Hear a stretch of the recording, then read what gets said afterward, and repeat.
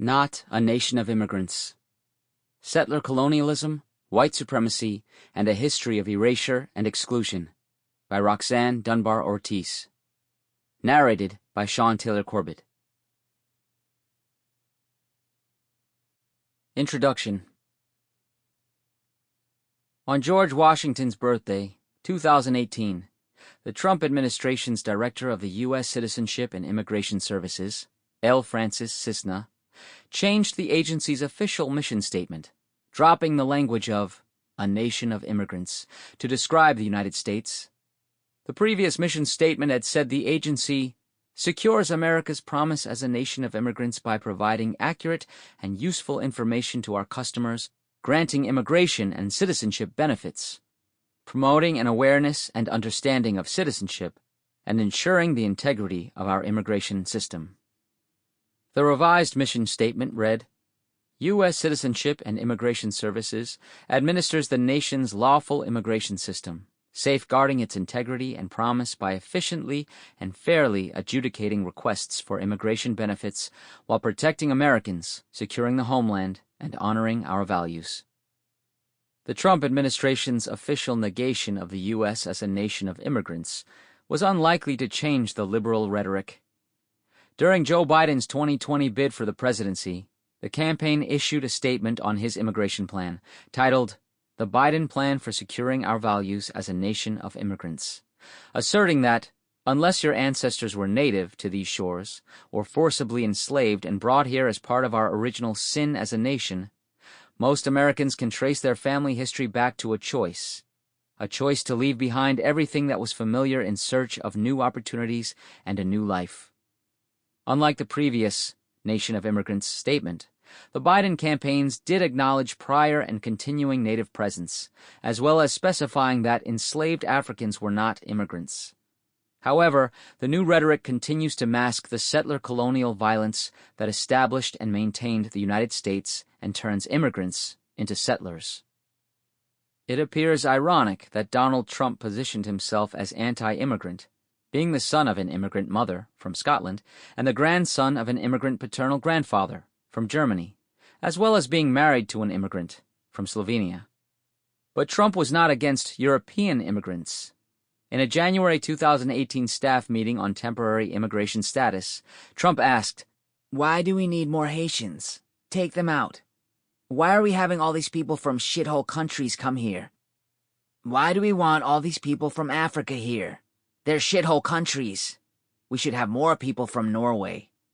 The month before, referring again to Haitians, Trump said that they all have AIDS. And about Nigerians, he said that once they had seen the United States, they would never go back to their huts in Africa. In his quest for the presidency, Trump made immigration the center of his campaign, focusing on the exclusion of Mexicans, promising to build a border wall and militarize the southern border. He claimed, "The U.S. has become a dumping ground for everybody else's problems," and railed, "When Mexico sends its people, they're not sending their best. They're bringing drugs. They're bringing crime. They're rapists. And some, I assume, are good people, but I speak to border guards." Democratic Party politicians and liberals in general insisted that Trump and his supporters were un-American in denying the Nation of Immigrants ideology that has been a consensus for more than a half-century and remains a basic principle of the Democratic Party. Most people around the world viewed the U.S. as a nation of immigrants, while questioning if the U.S. was backsliding on its promise in electing Trump. With the Democratic Party back in power in 2021, the Nation of Immigrants rhetoric appears to be firmly back in place, although the exclusionary policies of the U.S. will continue as they did during the Obama administration. As Osha Gray Davidson, who has collected dozens of examples of how the phrase is used, points out, Nation of Immigrants is generally used to counter xenophobic fears. But the ideology behind the phrase also works to erase the scourge of settler colonialism and the lives of indigenous peoples. "We in America are immigrants, or the children of immigrants," is the refrain. The theme of Mitt Romney's acceptance speech as the Republican nominee for president in 2012 included a nation of immigrants. "Optimism is uniquely American. It is what brought us to America. We are a nation of immigrants. Speaking at a Nevada high school to a large audience, President Barack Obama said, "We are a nation of immigrants, and that means we are constantly being replenished with fighters who believed in the American dream, and it gives us a tremendous advantage over other nations." Presidential candidate Hillary Clinton, in 2016, evoked a nation of immigrants with, "The Statue of Liberty reminding us of who we are and where we came from. We are a nation of immigrants, and I am proud of it." A Nation of Immigrants was a mid-20th century revisionist origin story. The United States emerged from World War II undamaged by bombs and heavy population loss, which was the experience of most of the combatant nations. In fact, the United States became a beefed-up industrial powerhouse exhibiting military might, including the atomic bomb. It was poised to become the economic, military, and moral leader of the free world. The country that actually defeated the army of the Third Reich, the Soviet Union, was the new adversary. U.S. post-war administrations scrambled to conceal any trace of the United States' colonialist roots, system of slavery, and continued segregation as they developed military and counterinsurgent strategies to quell national liberation movements in former European colonies. The Soviet Union and Communist China, which took power in 1949, denounced Western imperialism and colonialism in Africa, Asia, Latin America, the Pacific, and the Caribbean. In 1958, then U.S. Senator John F. Kennedy, surely informed by liberal historian Arthur Schlesinger, Jr., published the influential and best-selling book, A Nation of Immigrants, which advanced the notion that the United States should be understood or defined through the diversity of the immigrants it had welcomed since independence.